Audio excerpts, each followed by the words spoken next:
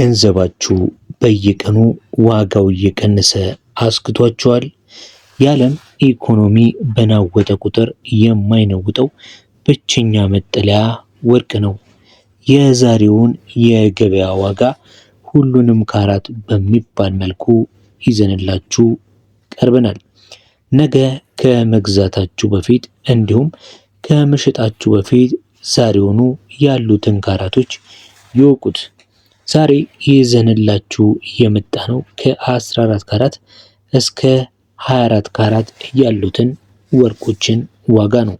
እስከ መጨረሻው ድረስ አብራችሁን ከቆያችሁ የሁሉንም ዋጋ የዛሬ የየካቲት 19 2018 ዓ.ም መረጃ ይዘንላችሁ መተናል። ቪዲዮን ላይክ ማድረግ እንዲሁም ለዚህ ዩቲዩብ ቻናል አዲስ ከሆናችሁ ቻናላችንን ሰብስክራይብ በማድረግ ቤተሰብ እንድትሆኑ አደራ ጭምር እንላለን። በዚህ ዩቲዩብ ቻናል ወርቅና መሰል የሆኑ መረጃዎችን በየጊዜው የምታገኙበት የዩቲዩብ ቻናላችን ነው።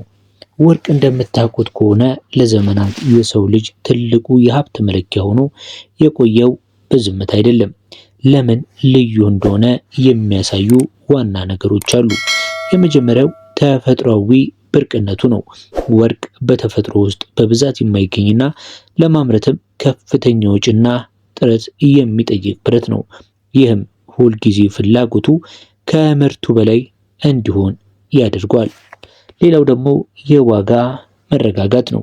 የወረቀት ገንዘቦች እንደምታውቁት ከሆነ ብርም ይሁን ዶላር የዋጋ ግሽበት ሲመጣ የመግዛት አቅማቸው ይቀንሳል። ወርቅ ግን በተቃራኒው በኢኮኖሚ ቀውስ ወቅት ዋጋው የመጨመር ወይም የመረጋጋት ባህሪ አለው። ሌላው ደግሞ የኢንዱስትሪ ጥቅሙ ነው። ወርቅ ለጌጣጌጥ ብቻ ሳይሆን በቴክኖሎጂ ለምሳሌ በስልኮች፣ በኮምፒውተሮች ውስጥ እንዲሁም ደግሞ በሕክምና ዘርፍ ሰፊ ጥቅም አለው። ይህ ደግሞ በገበያ ውስጥ ዘላቂ ተፈላጊነት እንዲኖር ያደርገዋል።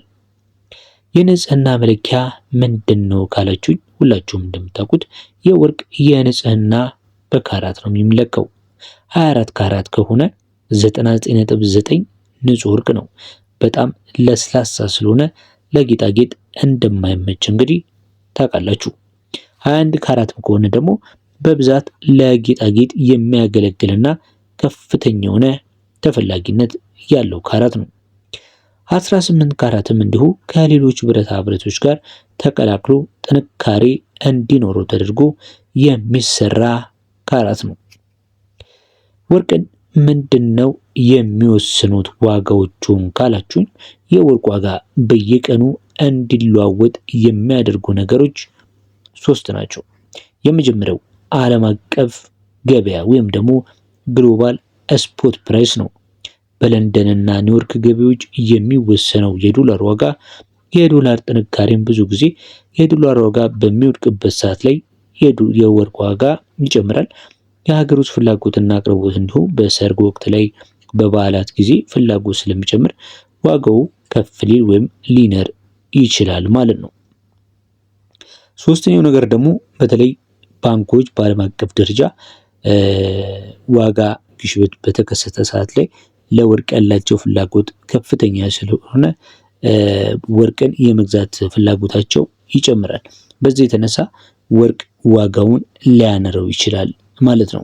አሁን ቀጥታ የምንሄደው ወደ ዋጋዎቹ ይሆናል። በኢትዮጵያ ዛሬ የካቲት 19 2018 ዓ.ም 14 ካራት ወርቅ በጥሬው በስንት እየተሸጠ ይውላል ካላችሁኝ፣ የ14 ካራት 1 ግራም ወርቅ ከ13000 እስከ 16000 አማካይ ዋጋ ዛሬ የካቲት 19 እየተሸጠ ነው የሚገኘው።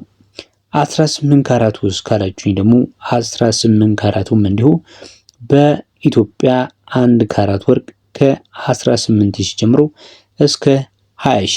ይሄ እንግዲህ በቅርብ 1 እና 2 ሳምንታት በአማካኝ የተመዘገቡትን ዋጋዎች ተንተርሼ ነው የነገርኳችሁ ያለሁት ማለት ነው። 18 ካራቱ እንደነገርኳችሁ ከ18000 እስከ 20000 ባለው አማካይ ዋጋ በመሸጥ ላይ ነው የሚገኘው ማለት ነው።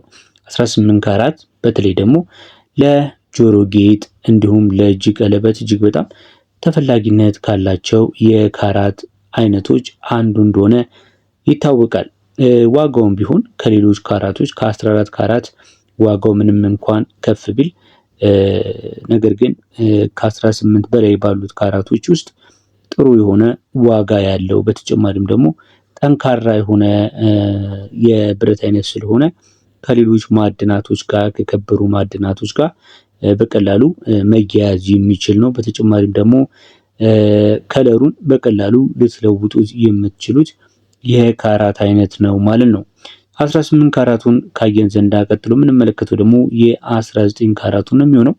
19 ካራቱም እንግዲህ በጥሬው ዛሬ በ20261 ብር ከ78 ወይም ደግሞ በአሜሪካ ዶላር በ131 ከ57 እየተሸጠ እንደሚገኝ ያገኘነው መረጃ ያመለክታል። ተመልካች አድማጮቻችን እንግዲህ እየተከታተላችሁ ያላችሁት የዛሬን የካቲት 19 የ2018 ወርቅ ኦፊሻል በሆነ ዋጋ በስንት እየተሸጠ ይገኛል የሚለው ነው። እንግዲህ እነዚህ ዋጋዎች የማሰሪያ ዋጋን እንዲሁም ደግሞ የቫትን ሳይጨምሩ ነው እየነገርኳችሁ ያለሁት። ምናልባት ማሰሪያ ዋጋ ከተጨመረባቸውና ቫት ከተቆረጠላቸው በኋላ ማግኘት የምትችሉት በወርቅ መሸጫ ሱቆች ነው ማለት ነው። ይሄ ግን በብሔራዊ ባንክ በሚያወጣው ኦፊሻል የሆነ መረጃ መሰረት ነው። የጥሬ ወርቅ ዋጋ ወይም ደግሞ በኢትዮጵያ ጥፍጥፍ ወርቅ የሚባለውን የወርቅ አይነት ነው እየነገርኳችሁ ያለሁት ማለት ነው። በመቀጠል የምንመለከተው የ21 ካራት፣ የ22 ካራት፣ የ23 ካራትን እና የ24 ካራትን ነው። ለዚህ ቻናል አዲስ ከሆናችሁ ሰብስክራይብ እንድታደርጉ እናበረታታለን። ቪዲዮንም ላይክ ካላደረጋችሁ ላይክ በማድረግ ለሌሎች እንዲደርስ እንድታደርጉ በማክበር እየጠየቀን ወደ ቀሪዎቹ ካራቶች እንሄዳለን። 21 ካራት ስንት ገብቷል ካላችሁኝ 21 ካራት 1 ግራም ወርቅ በ22689 ከ37 ነው ዛሬ በምሽት ላይ ያለው። በመቀጠል የምንመለከተው እንግዲህ ከ21 እኩል ተፈላጊነት ያለው ነገር ግን ደግሞ በጥራት ደረጃ ከ21 የበለጠ የጥራት ወይም ደግሞ የወርቅ ይዘት ያለውን የ22 ካራትን ስንመለከት 1 ግራም 22 ካራቱ በ23769 ከ83 ነው በምሽት ላይ የሚገኘው። በመቀጠል የምንመለከተው ደግሞ ብዙ ጊዜ ከአልባሳት ጋር የማይደረገውና ለኢንቨስትመንት እንዲሁም ደግሞ ገንዘብን ተክቶ ለማስቀመጥ እጅግ ተመራጭ የሆነው የ23 እና የ24 ካራትን ዋጋ እንነግራችኋለን። 23 ካራት በ24850 ብር ከ26 ነው እየተሸጠ የሚገኘው። በመጨረሻም የምንነግራችሁ ከትላንት ተመሳሳይ ቀን ጋር ሲነጻጸር የተወሰነ ጭማሪ ያሳየውን የ24 ካራት ወይም ደግሞ የአንድ ወቄት ወርቅ ነው። አንድ ወቄት ወርቅ ስንት ገባ ካላችሁኝ የተወሰነ ጭማሪ አሳይቷል። ወደ 26000 አካባቢ ሊጠጋ ትንሽ ብር ነው የቀረው። ዛሬ ላይ በ25930 ብር በኢትዮጵያ በምሽት ላይ ይገኛል ማለት ነው።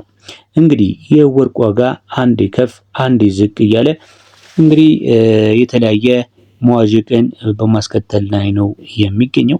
በሳምንታት ብቻ የተለያየ ለውጦችን እያስከተለ እንደሚገኝ እንግዲህ ለማየት እየቻለን ያለነው። ነገስ ይጨምራል ወይስ ይቀንሳል የሚለውን እንዲሁ ዝርዝር የሆነ መረጃን ይዤላችሁ እቀርባለሁ። እስከዛው በያላችሁበት ሰላም ሁኑ።